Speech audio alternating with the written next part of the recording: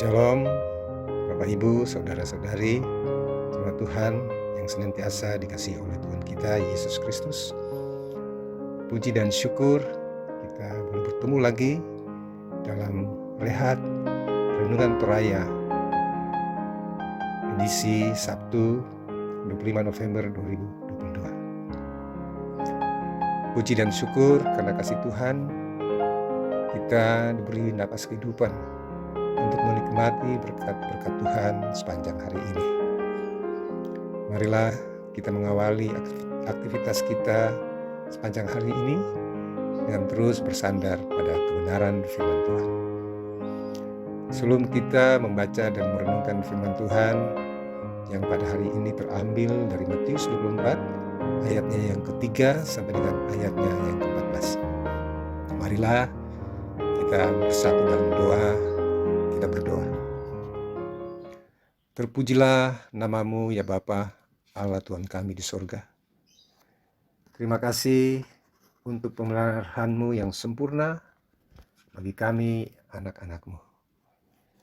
Terima kasih Tuhan untuk hari yang baru yang Kau berikan pada kami. Terima kasih untuk berkat-berkat-Mu yang boleh kami nikmati sepanjang hari ini. Ya Tuhan, kami rindu mengawali kehidupan kami. Kami mau alaskan dalam kebenaran firman-Mu. Karena itu Tuhan, tolong kami melalui Roh-Mu yang kudus, agar kami boleh mengerti akan firman-Mu yang akan kami baca, kami renungkan bersama-sama. Terima kasih Bapa. Kami naikkan syukur kami ini hanya di dalam nama Yesus Kristus. Amin. Pembacaan kita hari ini terambil dari Matius 24 ayatnya yang ketiga sampai dengan ayatnya yang ke-14. Di bawah perikop permulaan penderitaan. Ketika Yesus duduk di atas bukit Zaitun, datanglah murid-muridnya kepadanya untuk bercakap-cakap sendirian dengan dia. Kata mereka, "Katakanlah kepada kami, bila manakah itu akan terjadi, dan apakah tanda kesudahan-Mu dan tanda kesudahan dunia?" Jawab Yesus kepada mereka, "Waspadalah supaya jangan ada orang yang menyesatkan kamu. Sebab banyak orang akan datang dengan memakai namaku dan berkata, 'Akulah Mesias,' dan mereka akan menyesatkan banyak orang. Kamu akan mendengar deru perang atau kabar-kabar tentang perang, namun berawas-awaslah, jangan kamu gelisah, sebab semuanya itu harus terjadi, tetapi itu belum kesudahannya. Sebab bangsa akan bangkit melawan bangsa, dan kerajaan melawan kerajaan. Akan ada kelaparan dan gempa bumi di berbagai tempat. Akan tetapi semuanya itu barulah permulaan penderitaan menjelang zaman baru.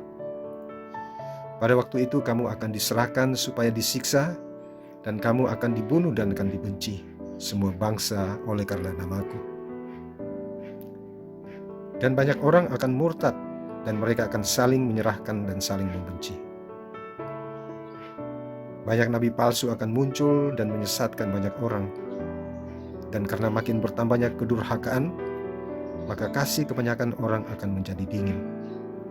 Tetapi orang yang bertahan sampai pada kesudahannya akan selamat. Dan Injil kerajaan ini akan diberitakan di seluruh dunia menjadi kesaksian bagi semua bangsa. Sesudah itu, barulah tiba kesudahannya." Demikian firman Tuhan. Amin.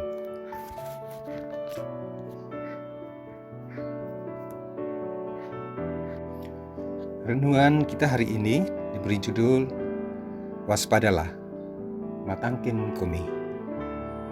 Ada sebuah acara berita di salah satu stasiun televisi dengan judul Buzzer. Pada bagian akhir dari pemberitaannya selalu ditampilkan seorang nabi yang menyampaikan pesan kepada semua orang. Bang Nabi sebutan bagi nabi tersebut selalu mengatakan, kejahatan yang terjadi bukan karena ada niat pelaku, tapi juga karena adanya kesempatan. Karena itu, waspadalah, waspadalah, waspadalah.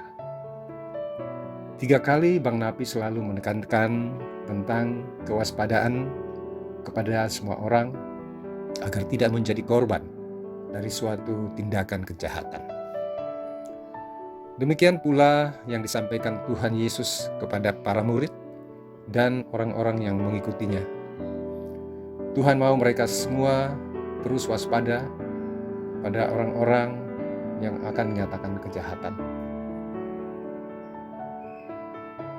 Kepada nabi-nabi palsu yang akan datang memakai nama Tuhan untuk memberitakan kesesatan kepada semua orang.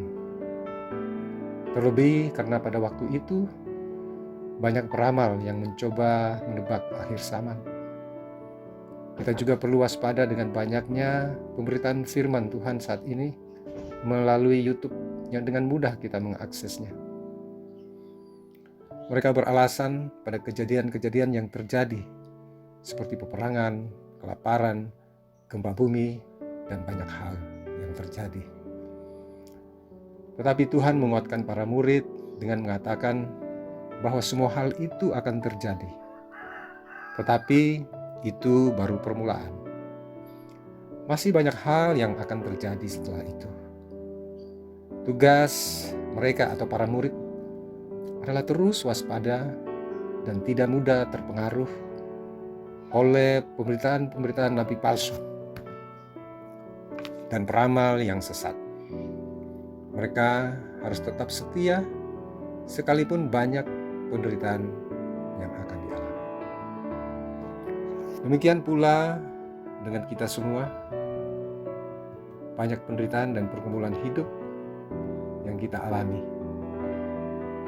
Terlebih karena banyaknya peristiwa saat ini yang dapat membuat kita khawatir, seperti peperangan antar negara, gempa bumi, pandemi, dan bencana kelaparan, adanya krisis ekonomi, dan lain sebagainya. Yang terpenting ialah terus waspada dan percaya kepada Tuhan, terus percaya akan janji-janji Tuhan, terus bersandar pada kebenaran firman Tuhan. Amin. Mari kita berdoa. Terima kasih ya Tuhan untuk firman-Mu yang boleh kami baca dan kami renungkan bersama-sama. Terima kasih untuk kekuatan yang Kau berikan pada kami melalui pemberitaan firman hari ini, bahwa kami terus waspada dan bersandar hanya kepada kebenaran firman-Mu saja Tuhan. Karena banyak hal yang terjadi di tengah-tengah kehidupan kami, terutama banyak pemberitaan firman yang akan menyesatkan kami. Biarlah Roh-Mu yang kudus menuntun kami, menolong kami dapat membedakan mana firman yang daripada-Mu dan mana firman yang dari nabi-nabi palsu. Terima kasih Tuhan, biar tuntunan pengasihan-Mu yang boleh kami alami sepanjang hari-hari yang Kau berikan pada kami. Terima kasih Bapa untuk firman-Mu ini, biar boleh menjadi kekuatan bagi kami dalam menjalani kehidupan ini. Ucap syukur Tuhan untuk semua yang akan kami lakukan sepanjang hari ini. Tuhan berkati semua usaha kami, pekerjaan kami. Baik kami yang bekerja di rumah, bekerja di kantor, bekerja di tempat usaha kami dimanapun berada. Biarlah pertolongan Tuhan yang menopang kami. Terima kasih Tuhan. Kami juga berdoa Tuhan dengan kehidupan kami ini banyak pergumulan yang kami boleh jalani, kami boleh lalui. Biar Tuhan sendiri yang boleh menguatkan kami, meneguhkan kami untuk terus berjalan dalam iman kami kepada-Mu Tuhan. Kami juga berdoa bagi jemaat-Mu yang mungkin dalam keadaan sakit Tuhan.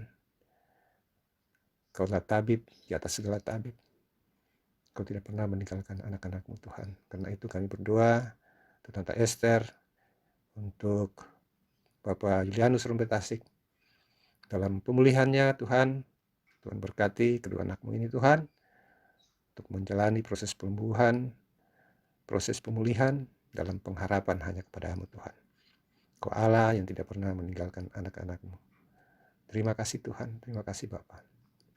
Terima kasih semua yang Kau berikan kepada kami. Kau berkati kami pribadi lepas pribadi, keluarga kami, dan kehidupan kami bersama orang lain di tengah kehidupan kami ini. Terima kasih Bapa, inilah syukur kami yang kami bawa hanya di dalam nama Yesus Kristus Tuhan kami yang hidup. Amin. Demikianlah renungan harian Toraya kita pada hari ini. Tuhan Yesus memberkati kita. Amin.